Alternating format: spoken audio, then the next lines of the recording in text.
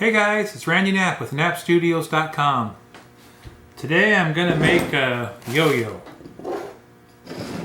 So I used to make yo-yos. I love yo-yos. I love spinning tops. I love toys like that. The old-fashioned toys. But yo-yos, modern yo-yos, are so far advanced that, you know, they got ball bearing axles and precision machined. And actually turn it into metal lathe. I bought these years ago. And I don't see them in the catalogs anymore, but what they are is, when you get all done, you can adjust the string gap on your yo-yo by twisting it. And the way that it works like that is, this side over here, it's got that O-ring that fits tight in this hole. So when you screw that together, you know, you could go with a huge string gap like that if you wanted. Anyhow, all I have to do is turn a recess and epoxy these into the sides of the wooden body that I'm going to do. And then I'll have an adjustable string gap, which is with the ball bearing in there, which is super cool. They're really fun to play with like that. Excuse me. So I'm going to make my yo-yo about the same size as a standard Duncan yo-yo, and it just happens that I've got a 5C collet that I use for other jobs. Yeah, this is a 2 1/4 inch collet, and this Duncan yo-yo is 2 72, so it's 22 thousandths. This is 22 thousandths bigger, so this will be close enough. I know it'll work. It'll work just fine. So, and I'm going to start out with this, I'm pretty sure this is some form of rosewood.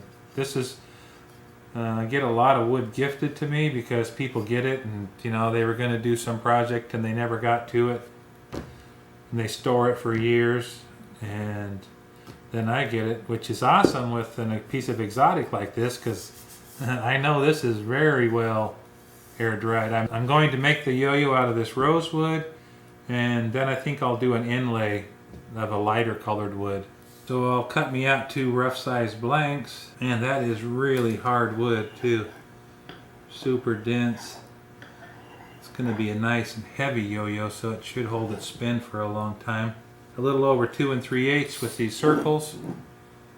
So I'll go over and cut them out on the bandsaw.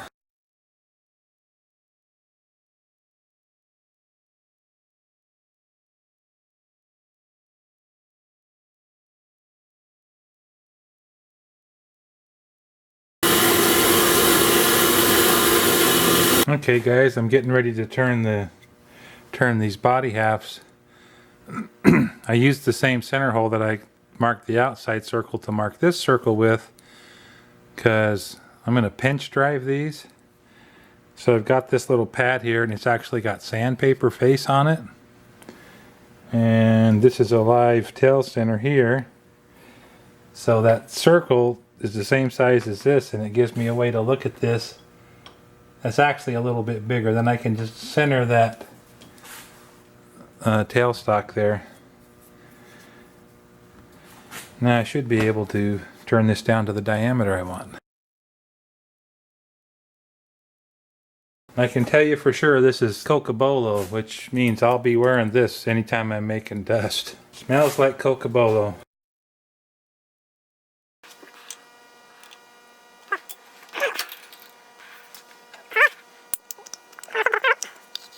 I'm going to face it off down, both of them down to a uniform thickness of 600 thousandths.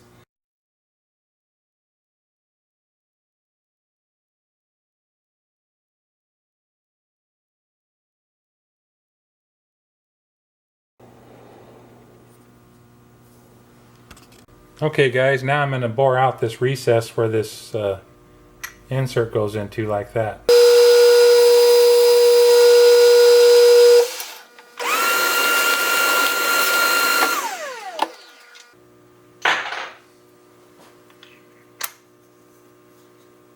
Alright, that's perfect.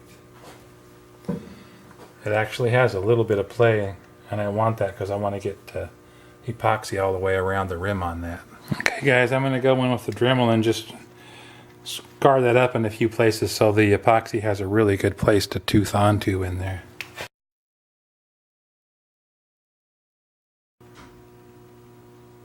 I don't know if you can see those little divots, but that'll make it so it's not a smooth surface and the epoxy can tooth into those. Need to scrub these out with acetone that'll get rid of all the resin that's up on the surface so you can see it real easy.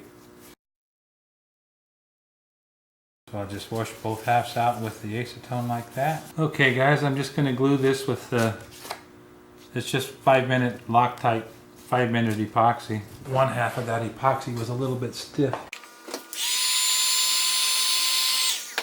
If your epoxy is a little bit stiff like that and you warm it up, a lot of times it'll thin back down.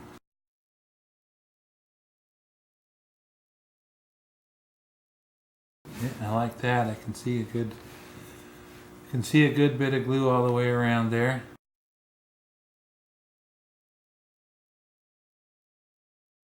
Acetone cleans up most epoxy before they're cured.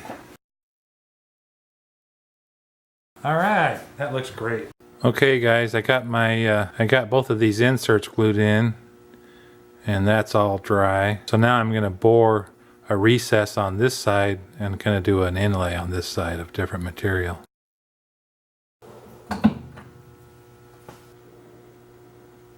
Now I'm going to go in with a boring bar and I'm just going to clean up this edge because that Forstner bit doesn't leave a very good finish. So I want to have a really crisp edge so my inlay can look pretty seamless. There we go. Now we got a really good crisp square corner we can push that inlay into. There's going to be a white ring and then a different colored wood inside that white ring. Okay, I'm going to go cut those out on the bandsaw.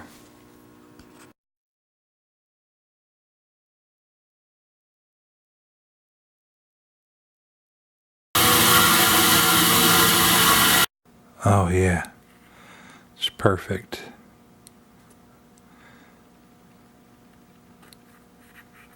So that'll be awesome. Should be able to get another one real easily. There we go.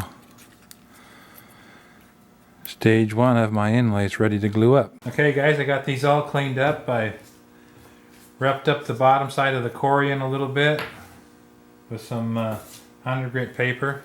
You know, I just scored that a little bit so it'd have a good tooth. And I've washed out the cocobolo with acetone so I'd get a good stick with the glue. Be real easy to stick them in here. Alright, should take care of that. So now I'm going to shave that excess corian back off flush with the cocobolo body. And I'll make it in 2 passes.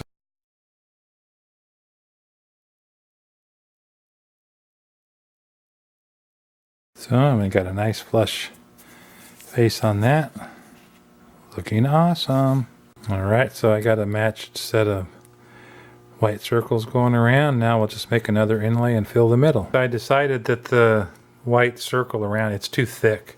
So I'm going to thin it down. There, I like that lots better. Plus I flattened out the bottom of that so they're both exactly the same now.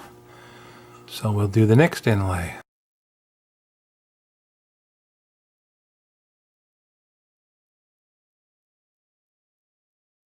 Alright, here's the moment of truth. Let's see if this one fits. That's perfect.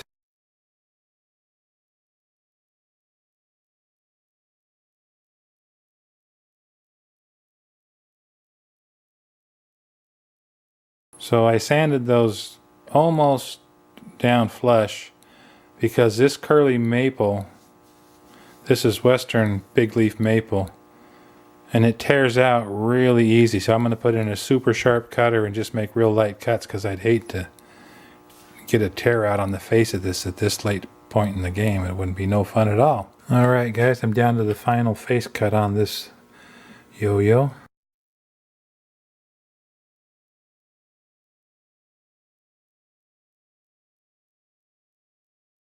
Okay guys, I'm going to radius this inside edge here now.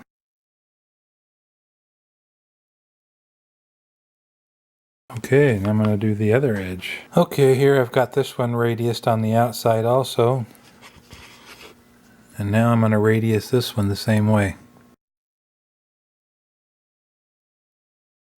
I'll get to sanding this and should be able to get it down to final finish.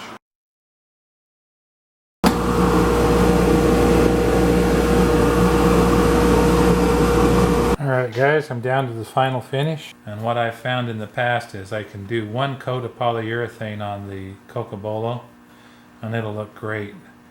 If you put multiple coats on the Cocobolo, you'll start having trouble with it it won't cure. So I'm going to wipe off the excess, let those dry, and then I'll come back and I'll do just the maple centers. The maple will look better with actually about 3 coats of this stuff. It'll just keep looking nicer and nicer. I think this is everybody's favorite part about woodworking is I was worried it's really hard to get enough figure in a little small area like, okay, I'm going to put this together and give it a spin. Yeah, that's great.